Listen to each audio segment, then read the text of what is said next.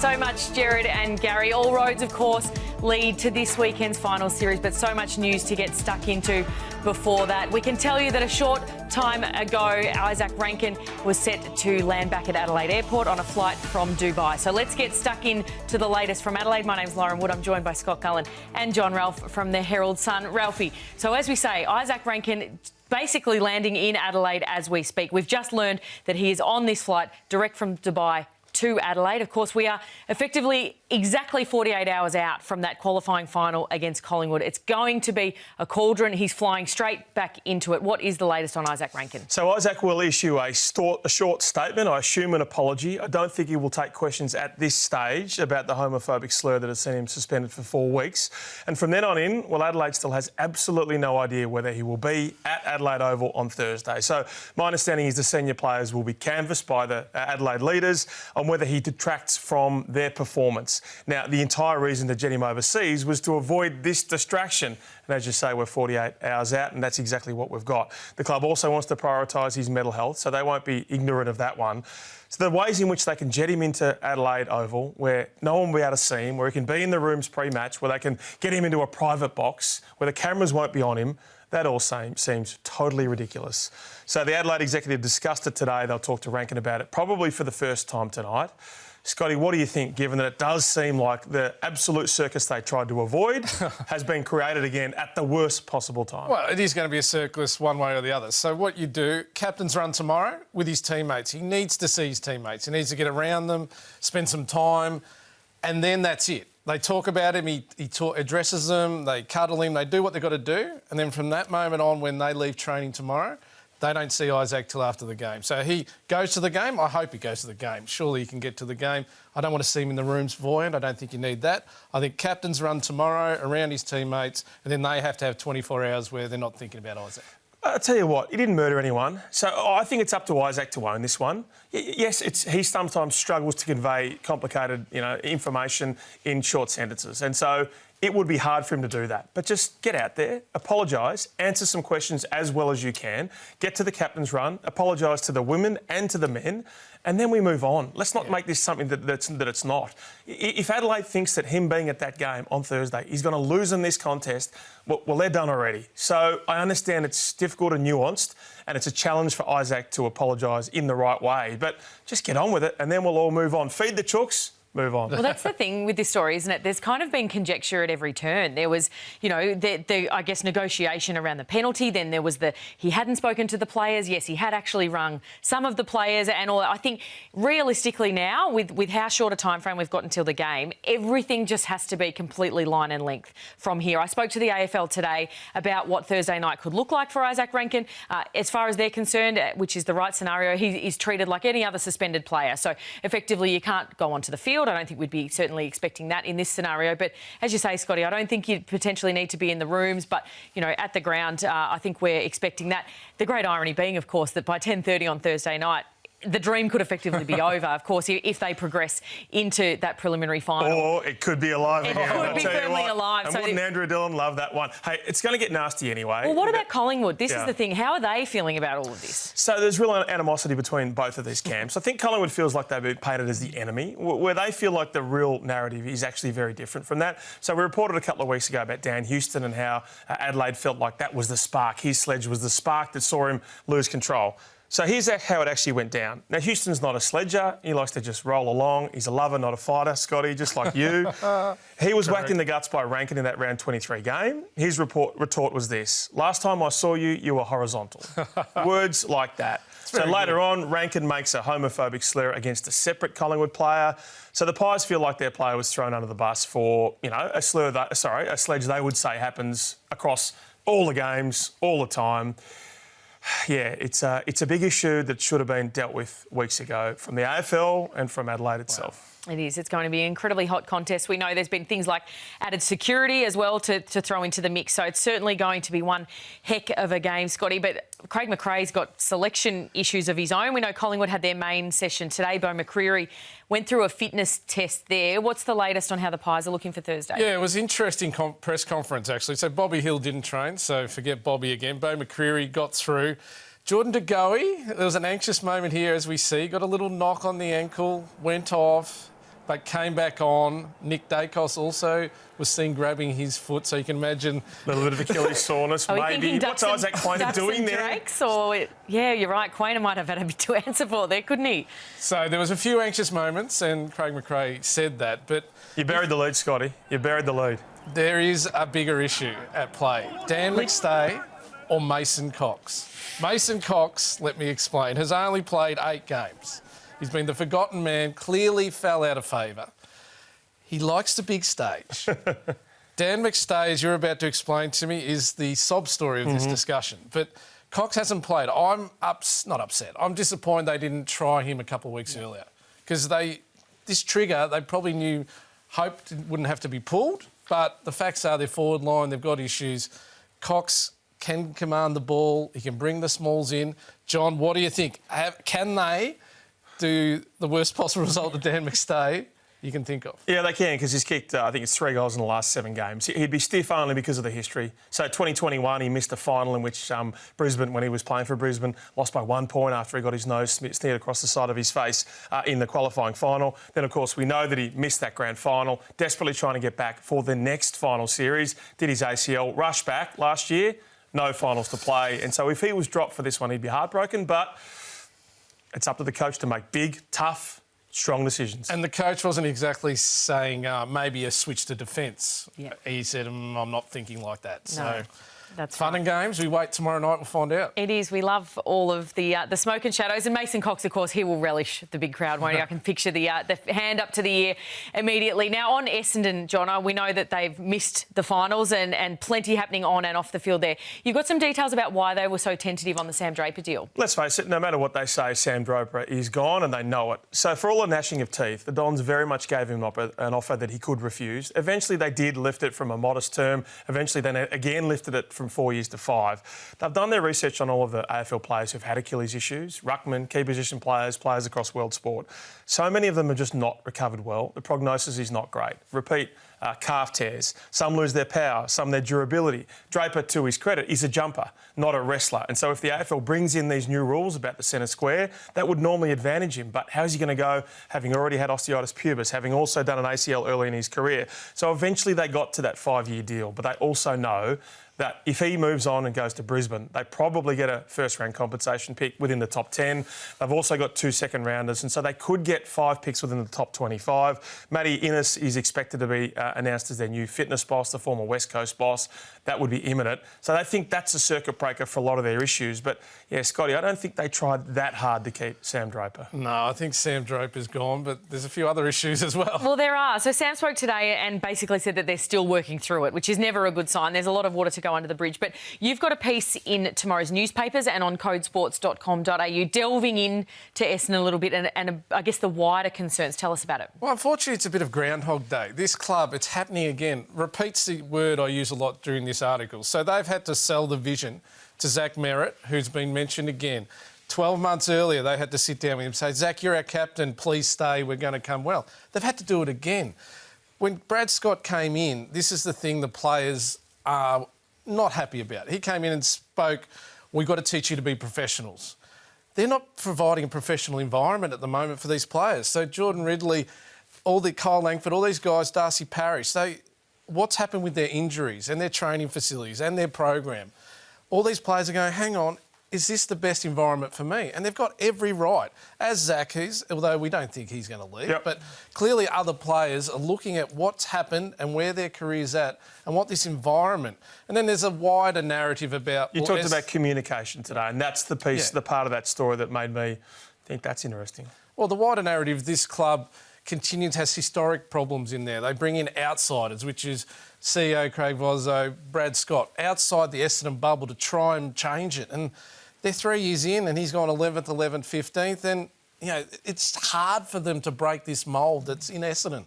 It's a real cultural issue. And at the moment, they're facing the same thing they faced 12 months ago. Yeah, and here's the issue, in that they're thinking long-term when the players who are maybe considering their futures are saying, why are we so risk-averse? Why are we going back to the draft? So Essendon would say, we have nailed the 2 drafts that Matt Rosa, the list boss, has had at his disposal. But the players would say, look at the people that the clubs above us on the ladder. Sydney wants Curnow. Port Adelaide had a great crack at Naz Wanganeen Miller. The Dogs want Silvani. Everyone's having a crack, and we're going back to the draft again. So there are a couple of players on that list who have won a final at as Essendon, who are on the Essendon list, but none of them actually who were drafted by Essendon.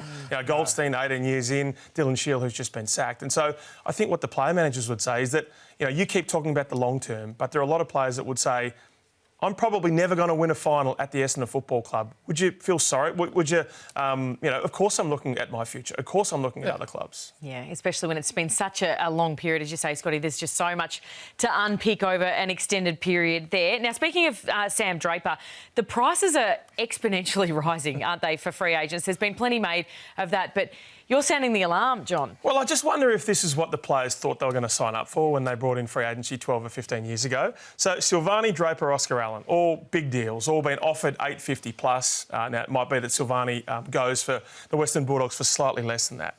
So all power to them. Here's the research I did today. So consider the lack of top 10 best and fairest for all of these players. And so if you look at it here, Draper, his best result is, I think it's 13th or 14th. He's never finished top 12 in the best and fairest. So Jack Silvani, one top 10. Oscar Allen, of course, a second and also a 10th. But right now he's a very diminished player. And so I don't blame the players in any way for taking that cash. But this was not what free agency was about, was it? Well, the great Mike Sheen, when I started in this great game, said always pay, club best and fairest give you a fair guide of where the people are rated. Some are, above than they should be. But that is damning for those three guys. I mean, I know the figures and the long contracts is an issue, but this isn't what free agent. As you said, we didn't want this to be inflating the prices of not the top level. So good on them. Mm-hmm. They're in the right place at the right time. But wowee, that's damning evidence. It's concerning, isn't it? I mean, a lot's been made about St Kilda as well, potentially pouring so much of their salary cap into the likes of Nazira and Tom De Koning. But they're also emerging as a front runner, of course, for Jack Silvani, who was mentioned there in that table. Obviously, his dad is at the helm of the list department there, Scotty. I mean, it raises the natural question, though, doesn't it? Is there a conflict of interest there? Well, of course there is. We've been down this track before. That's half the reason Stephen left Carlton. It became too much of an issue building about his two sons on the list. Now, Jack's a good player, we know that. But how's Callum Wilkie, who's already raised concerns and then denied them, but we know he did, about Tom De Koning coming in? Well, Callum's on about 800, 900 or something. Yep. Jack Silvani comes in on the same money, maybe even more. And he's got every right to go, hang on, your dad brought you in on that money. Now the St Kilda will say, Stephen's sitting out of the meetings, you've got nothing to do with it. Come on, I mean... So what are you doing? If you're Ross Lyon, are you saying, no, we are not having Jack Silvani because it will be deleterious to our list because, our list boss might have to sit out of a meeting or two? I'm saying you have to tread very carefully, and there's precedents where this hasn't worked. You can step out of meetings which no one believes. I mean, Sauce actually controls the money. He's got it all on whiteboards, and suddenly his son is front and centre. And he's going to come over the top of people who've been there on more money. It's not Jack's fault, I get it. But I would avoid this situation if I was St Kilda. Massive conflict. But if I'm St Kilda, I don't care. I'm saying, you know what? We want to get better. There might be some players who might whinge. Let's give Cal Wilkie another $150,000 to shut him up because he's one of the very few players who deserves that money. The rest of them on that list, you take the money we've given you, you play great football, and if you finish top three in the best and fairest, then we'll think about a pay rise. If I'm one of those players, I'm going for an interview next year with Sauce and go, well, you gave your son this, why don't you give me a couple more years? Especially Wilkie. I mean, everyone's touting him as the next captain of the club, of course. You talk to people at other clubs, though, John, and they're sort of questioning how the Saints have actually managed to save this much cap space. How have they? So, of course, we know a few other ways. You front-end big contracts. You give Max King a lot of his contract. So when you do get into the premiership window, you've saved a bit. You bank some cap space, 95%, and you pay 5% the next year. One way that hasn't been talked about is that they've actually refused a couple of the player managers the CBA uptick. Of course, we know that the AFL pay deal goes up 37% over 5 years. So they'll say, here's your guaranteed money, but if the salary cap goes up 10% next year, no, we've given you your money. You don't get any of that rise. And so it's not pennies. It's certainly a significant amount. It's not all of that 37%, but it's just another way they've been able to do it. And so, yeah, they've probably been at 80% of the salary cap through all of those things over a couple of years, and now is the time to spend it, and they are bloody spending every dollar they have. Yeah, it's an interesting approach, isn't it? Hey, Carlton, Scott, have got a fair bit going on. I think it is safe to say. Replacing Jack Silvani, who we've just spoken about, is one of those jobs. And you've got some insight into who could be in their sights. Yeah, Buku Khamis, the Western Bulldogs youngster who has fallen out of favour with Luke Beveridge. He's only played 14 games this year. Showed a bit of promise as an intercepting defender. This was a year we seemed to think he was coming along, and then he fell out of favour. And so he's contracted for another year. I know for a fact the Blues, he was on their whiteboard, and they've increased their interest with the obvious Silvani going, and they need help for Wiedering, etc. And they think this kid's got a bit more promise. So that's one to watch. I mean, there's going to be I think they've met him as well. Yeah, they're really interested in him. There's going to be a lot of magnets, and the Bulldogs have to deal with their own defensive issues, and clearly Buku isn't the one they're looking at. So see you later, potentially. Well, so much happening on the trade front, which I know you will stay across. And the finals, of course, are happening this weekend. We'll have more for you right after the break here on the Midweek Tackle. I was down at the Cattery yesterday. They are looking for revenge against the Lions. And Chris Scott, he's got the headache that every coach wants to have, the selection one, ahead of Friday's blockbuster with the Lions. We'll have that next.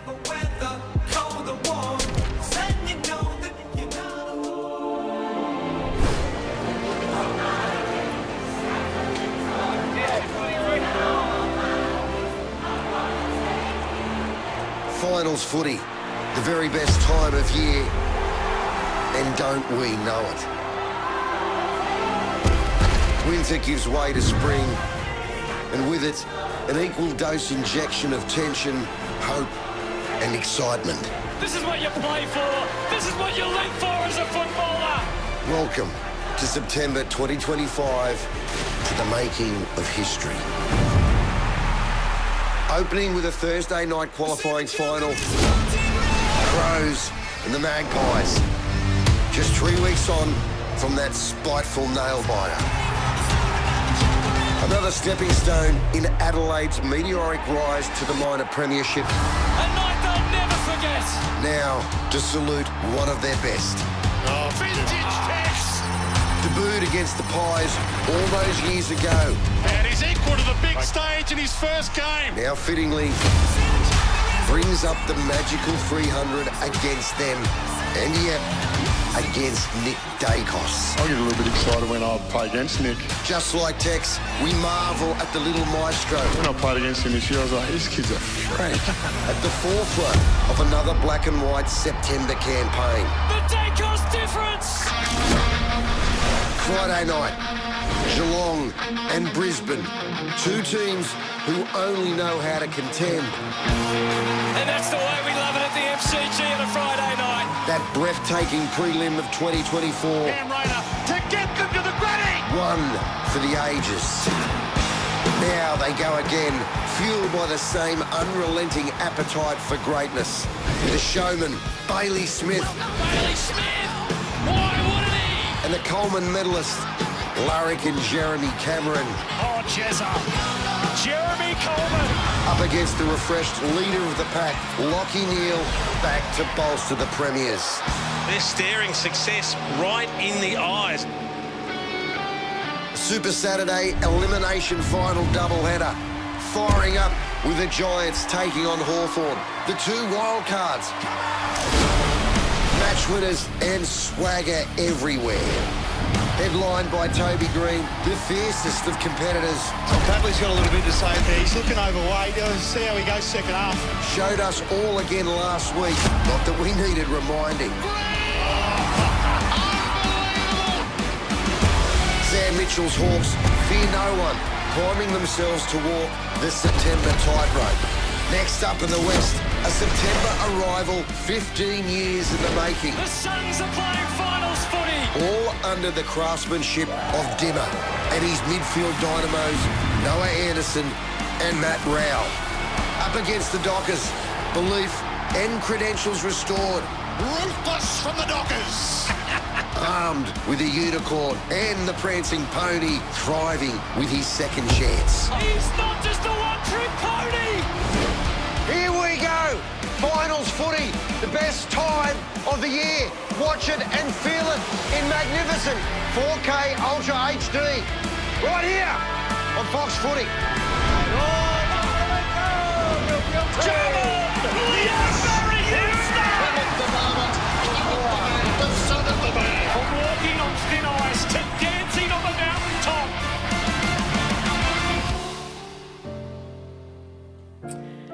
Welcome back to the midweek tackle. I don't know about you boys. I'm off to run through a brick wall after that. We have literally just seen that live sitting here for the very first time, and it does not get any better. You will hear Fox commentary on AFL finals for the very first time from Thursday night. And how good. I tell you what, I just cannot. What have we got? 47 and a half hours to go, boys. I absolutely cannot wait. Some of the names there: Bailey Smith, Nick Dacos, Riley Thilthorpe, and my son's favourite player, the unicorn, Luke Jackson.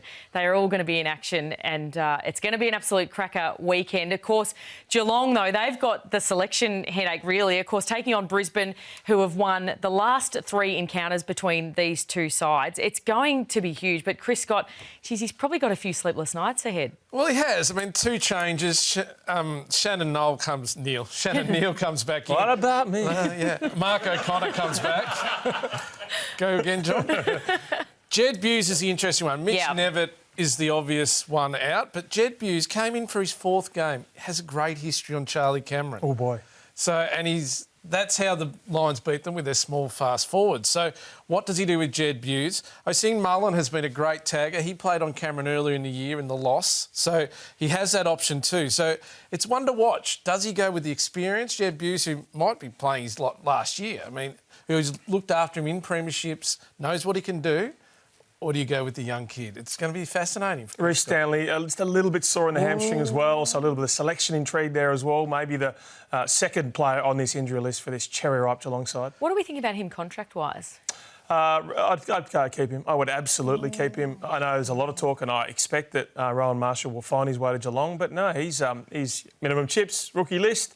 Ruck coach, Quasi, keep him on. If they win the flag, Loz, it could be a thanks, I'm done. Cam Guthrie's the other one out of contract. Nevitt, we mentioned George Stevens. So they've got 10 out of contract. They'll have a little bit to do for Andrew Mackie in the off-season. Yeah, I spoke to Izak Guthrie down at the Cattery yesterday. It's running in tomorrow's Herald Sun. Naturally backing in his brother. He's only managed just a handful of games over the last couple of years, injury ravaged, but desperately holding out the slimmest of hopes that they might play in another final series together, and reckons he could play on one more. He reckons he's moving beautifully. I'm not too sure about that, Scotty, but remains to be seen. But all eyes have been on Josh Weddle, haven't they, John? You were at the Hawks yesterday. Yeah, lock him in. I know that the coach last night on AFL 360 was just a little bit vague, but he will play either as the sub or as rip, tear, bust from the bounce. They absolutely need his run and drive. I just worry about Luke Bruce, who's been the super sub. So with Harry Morrison still struggling a bit with a quad, I just hope that it's not Weddle out and Luke Bruce, or Weddle in and Luke Bruce out.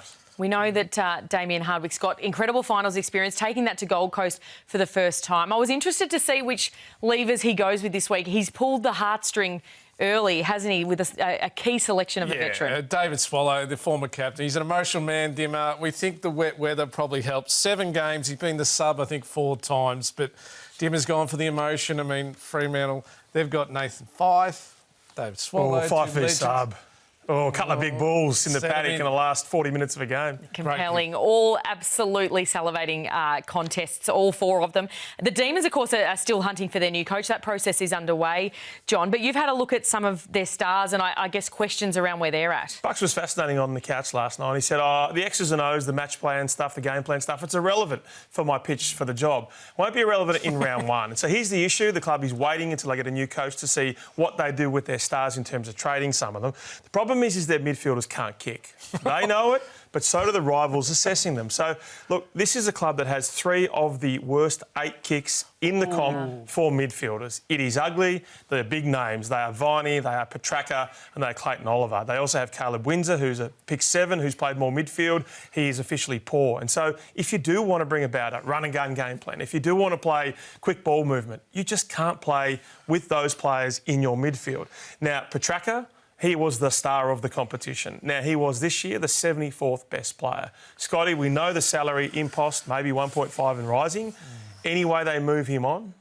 Yes, I think there is, particularly if there's an offer worthy of it, and I think Christian would definitely be open to it. But you're right, on the negotiating table, you're putting that down going, hang on, you're trying to give me the 74th ranked player. Yeah. I'm not going to give you as much. So Viney, the worst player for turning kicks into ratings points. Oliver, in the 200s in terms of his quality, even though his last 6 weeks were good. And look at Stephen May, the reverse Coleman winner, if you calculate it on goals. 43 goals in 16 games. Every other fullback to concede more goals than him has played 22 or 23 games.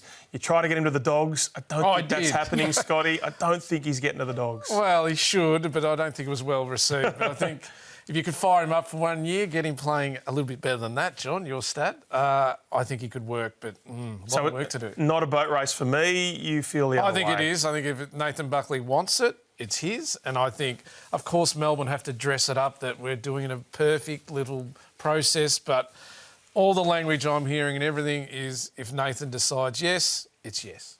Well, whoever gets the job is going to have their work cut out, as you tell us, boys.